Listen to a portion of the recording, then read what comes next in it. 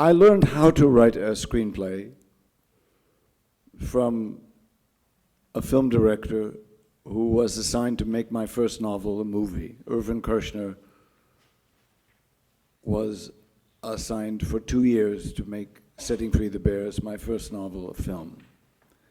We worked in Vienna together for 2 years, and Columbia Pictures in the UK pulled the plug, and we never got to make the movie.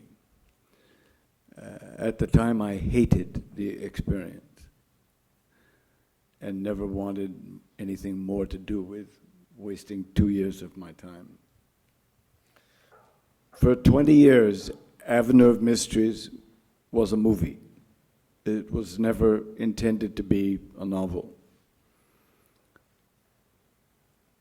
Because of my early experience learning how to write a screenplay, even before I wrote the adaptation for the Cider House Rules, I often write first ideas for stories as screenplays before I write them as novels.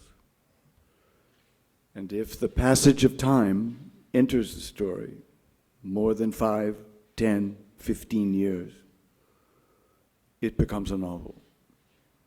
If the window of time stays small, 4 or 5 years, 1 year, I try to keep it a film first. I don't like movies where time passes, so you have to change actors. Nothing conveys the passage of time in storytelling as successfully as a novel, because you can create a character as a child or an adolescent and show that character over 30, 40, 50 years, and the character doesn't change.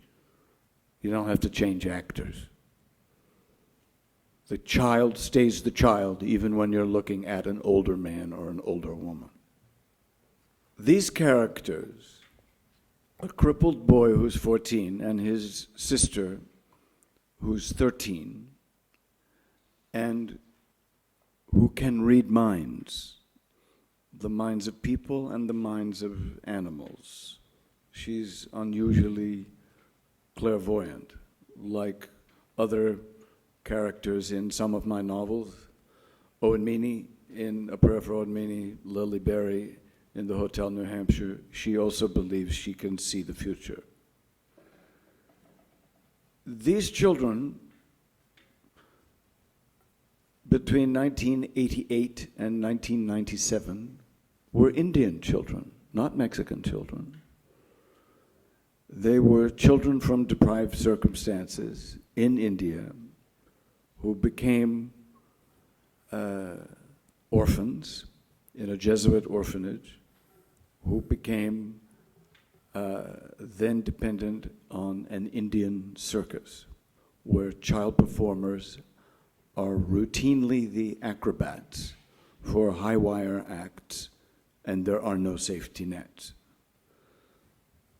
The subject of children at risk of harm coming to a child, or the possibility of harm coming to a child, is nothing new to those of you who've read others of my novels. It's an obsession of mine. And I first went to India in the winter of 1990 to learn more about the children in Indian circuses. The film director and I couldn't get the movie made. The Indian government board of censors thought the story reflected badly on India. It did. They were right. So we relocated the story to Mexico in 1997. Sometimes failure is a good thing. It helped me to learn how to write a screenplay, even though the film was never made. Avenue of Mysteries never would have become a novel if the director and I had been able to get our movie made in India. And it's a better story in Mexico for a lot of reasons. It's more believable.